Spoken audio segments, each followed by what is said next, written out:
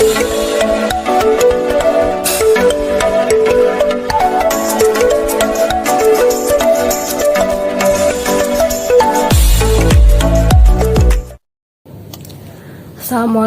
warahmatullahi wabarakatuh. Semangat pagi anak-anak. Bagaimana kabar kalian hari ini? Sehat? Alhamdulillah, semoga selalu dalam keadaan sehat walafiat. Baik, sebelum memulai kegiatan pembelajaran, alangkah baiknya kita berdoa terlebih dahulu ya. Berdoa menurut kepercayaannya masing-masing. Berdoa dimulai. Berdoa selesai. Baik, untuk selanjutnya Ibu akan cek kehadiran di kelas kalian dulu ya. Untuk nama yang Ibu panggil, seperti biasa silahkan dinyalakan kamera dan mikrofonnya ya. Feni Putriandari, Marlina, Patricia Amanda. Baik, semuanya hadir ya, alhamdulillah. Meskipun di luar rumah keadaannya sedang hujan, tapi tidak menurunkan semangat kalian untuk belajar. Baik, di pertemuan ketiga ini, apakah kalian ingat kita akan belajar apa? Ya, betul. Kita akan memasuki materi teori pertumbuhan ekonomi. Sebelumnya, Ibu akan mempersiapkan PowerPoint-nya terlebih dahulu. Silahkan kalian membuka bukunya halaman 27. Baik anak-anak, di pertemuan ketiga ini kita akan membahas teori pertumbuhan ekonomi. Sebelumnya ada yang sudah belajar mengenai teori pertumbuhan ekonomi? Apakah ada yang sudah tahu apa itu teori pertumbuhan ekonomi? Baik anak-anak, mari kita lihat pada slide apa itu pertumbuhan ekonomi ya. Pertumbuhan ekonomi merupakan indikator penting untuk melihat keberhasilan pembangunan di suatu negara. Pertumbuhan ekonomi dan peningkatan kesejahteraan rakyat dikatakan semakin sejahtera jika output per kapitanya meningkat. Indikator penting pertumbuhan ekonomi dalam suatu negara dapat meningkatkan distribusi pendapatan yang baik semakin merata. Pertumbuhan ekonomi ini akan menghasilkan perbaikan distribusi pendapatan bila memenuhi dengan memperluas kesempatan kerja dan meningkatkan produktivitas. Baik, jadi pertumbuhan ekonomi itu merupakan proses awal dari pembangunan ekonomi di suatu negara. Nah, kelajuan pembangunan ekonomi di suatu negara ini berbeda-beda ya, disebabkan dari beberapa faktor. Dengan itu, kita juga dibutuhkannya teori-teori pertumbuhan ekonomi dari beberapa ahli. Di sini ada teori merkantilisme, teori klasik, teori neoklasik, dan teori historis. Untuk lebih jelasnya, lebih detailnya kita ke slide selanjutnya. Baik, di sini terdapat teori merkantilisme menurut pandangan dari Jean Bodin, seorang ahli filsuf dari Prancis. Di sini jumlah barang dalam negeri menjadi langka karena sebagian produksinya ini diekspor, sehingga menciptakan peningkatan perdagangan internasional. Untuk selanjutnya, menurut pandangan Jean-Baptiste Colbert, nah di sini beliau menjamin hak monopoli yang diberikan kepada perusahaan ini guna mendorong munculnya perusahaan baru, terutama untuk perdagangan antar negara, sehingga merangsang penemuan baru dan menambah pemasaran hasil industri. Selanjutnya, menurut pandangan Thomas Moon, seorang pedagang kaya dari Inggris, di sini beliau mengemukakan surplus dalam neraca perdagangan suatu negara, sehingga memakmurkan ekonomi dalam suatu negara tersebut. Baik, selanjutnya ada teori klasik menurut Adam Smith. Pertumbuhan ekonomi ini akan berkembang saat meningkatnya jumlah penduduk. Jadi, semakin meningkatnya jumlah penduduk, maka produktivitas akan meningkat. Tapi di sini juga ada menurut pandangan David Ricardo. Beliau mengatakan pertumbuhan penduduk yang besar akan menghasilkan tenaga kerja yang banyak, sehingga upahnya juga menurun dan perekonomian menjadi stagnan atau terhenti. Baik, di sini dari teori merkantilisme dan teori klasik, apakah ada yang ingin ditanyakan? Baik, tidak ada ya. Baik, Ibu lanjutkan ke teori neoklasik dan teori historis. Baik, anak-anak, untuk selanjutnya kita membahas mengenai teori neoklasik. Di sini menurut Harold Domar, syarat agar pertumbuhan ekonomi negara dapat berkembang secara panjang, maka perlu adanya pembentukan modal atau investasi. Nah, yang kedua ini menurut Schumpeter, pertumbuhan ekonomi ini sangat ditentukan oleh kemampuan kewirausahaan. Maka teori ini menekankan pada inovasi yang dilakukan oleh para pengusaha.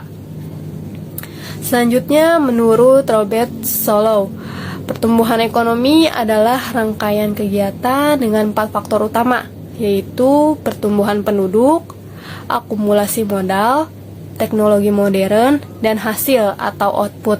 Selain itu, menurut Solow ini, dalam jangka panjang, tingkat tabungan dapat menentukan modal dalam proses produksi. Baik, di sini ada teori yang terakhir ya, teori historis. Menurut Friedrich List, pertumbuhan ekonomi dilihat dari teknik produksi sebagai sumber penghidupan. Nah, di sini ada 4 tahap, atau kita menyebutnya teori tangga. Jadi bertingkat-tingkat. Nah, yang pertama ini masa berburu dan pengembaraan, di mana pada masa ini awalnya manusia memenuhi kebutuhannya sangat bergantung pada alam dan hanya untuk memenuhi kebutuhannya sendiri. Untuk tingkat selanjutnya ini ada masa beternak dan bertani. Nah, pada masa ini masyarakat sudah berpikir untuk menetap. Nah, jika mereka mendapatkan binatang buruan yang masih hidup dan kebutuhannya masih mencukupi, maka mereka akan memeliharanya. Begitu juga dengan buah-buahan. Mereka akan mulai menanamnya, lalu bertani. Nah, untuk tingkat selanjutnya ini ada masa bertani dan kerajinan, di mana pada masa ini mereka lebih senang hidup menetap sambil memelihara tanaman. Nah, untuk tingkat selanjutnya ini masa industri dan perdagangan, di mana pada masa ini masyarakat memandang kerajinan bukan lagi sebagai sampingan untuk memanfaatkan waktu senggang. Nah, melainkan sebagai kebutuhan untuk dijual ke pasar, sehingga industri berkembang dari industri kerajinan tangan menjadi industri besar seperti pabrik-pabrik. Nah, hasil industri ini terus bertambah sehingga munculnya hasil industri tersebut bukannya hanya dijual saja dalam negeri, melainkan ke luar negeri atau diekspor. Baik, yang kedua ini menurut Bruno Hildebrand. Nah, beliau membagi pertumbuhan ekonomi ini atas 3 tahap berdasarkan alat tukar yang digunakan dalam perdagangan di masyarakat. Nah, yang pertama ini masa pertukaran dengan natura atau barter. Nah, pertukaran ini masih bersifat kekeluargaan dengan ruang lingkup yang sempit. Nah, belum ada alat tukar yang dilakukan oleh barter, yaitu menukar barang dengan barang. Yang kedua ini masa pertukaran dengan uang. Nah, di sini ada alat tukar berupa uang yang juga digunakan sebagai tabungan dan investasi. Yang ketiga ini masa pertukaran dengan kredit. Nah, cara kredit ini merupakan kemudahan yang diberikan dalam perdagangan. Seseorang dapat memiliki barang yang diinginkannya walaupun belum memiliki uang. Nah, dengan kredit maka dapat mempercepat peningkatan penjualan dan kenaikan investasi. Baik, yang ketiga ini menurut Karl Busser. Nah, perkembangan ekonomi ini ditinjau dari hubungan antara produsen dengan konsumen. Yang pertama ini rumah tangga tertutup. Nah, rumah tangga tertutup ini kehidupan masyarakat sangat sederhana dan tertutup. Mereka memenuhi kebutuhan hidupnya dari hasil buatan kelompoknya sendiri, dan pertukaran antar kelompoknya juga belum terjadi. Mereka memproduksi hanya untuk kebutuhannya diri sendiri. Yang kedua ini dari rumah tangga kota. Nah, di mana bertambahnya jumlah penduduk akan meningkatkan kebutuhan masyarakat secara terus-menerus, sehingga kebutuhan hidup suatu kelompok masyarakat tidak dapat dipenuhi sendiri. Oleh karena itu, mereka dituntut berhubungan dengan masyarakat lain dalam satu kota.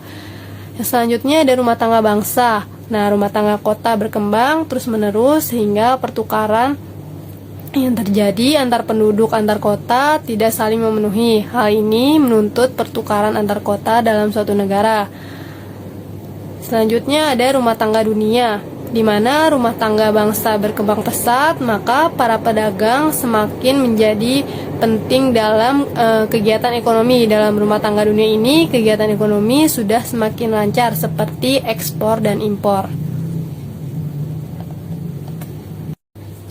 Lalu yang keempat ini menurut Werner Sombart, pertumbuhan ekonomi terjadi karena masyarakat memiliki susunan organisasi dan ideologi masyarakat.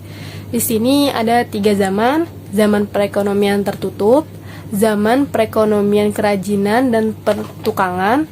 Yang ketiga ini zaman ekonomian kapitalis, kapitalis purba, madya, rakyat, dan akhir.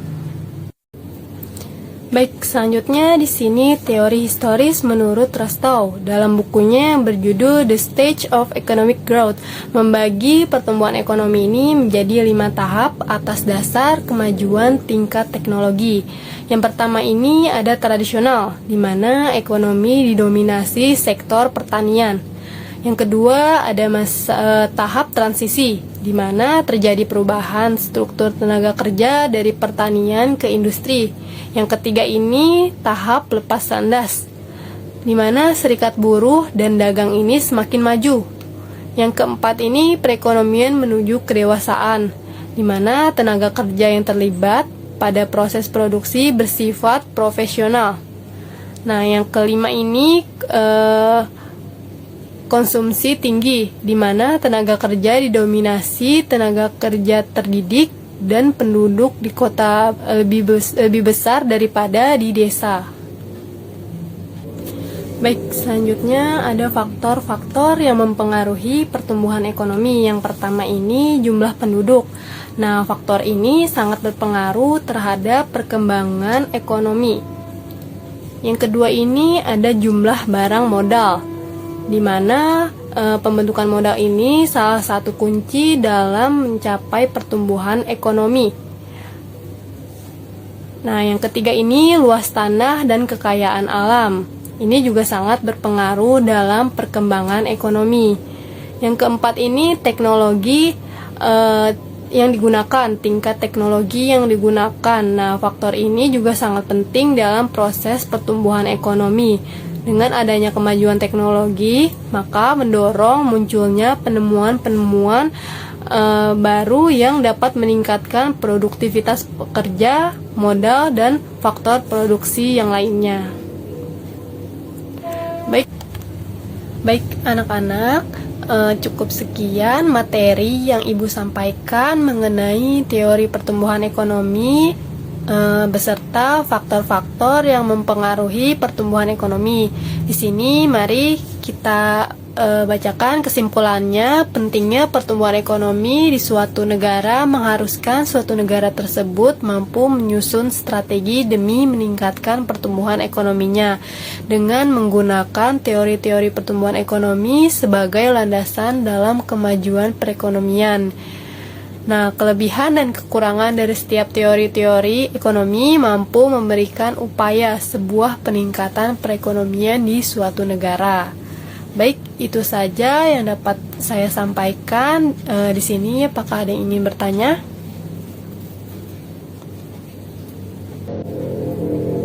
Baik, anak-anak, kalau tidak ada lagi yang ingin ditanyakan, coba dicek Google Classroom-nya masing-masing. Di sana sudah Ibu beri tugas, silahkan dikerjakan. Jangan lupa dilihat deadline-nya jangan sampai terlewat. Baik, di sini karena jam pelajarannya sudah habis ya. Di sini Ibu tutup. Mari kita berdoa sesuai kepercayaannya masing-masing. Berdoa dimulai. Berdoa selesai. Baik anak-anak, terima kasih pembelajaran pada hari ini. Semoga bermanfaat. Kita sampai jumpa di pertemuan selanjutnya. Tetap semangat belajar. Terima kasih. Assalamualaikum warahmatullahi wabarakatuh.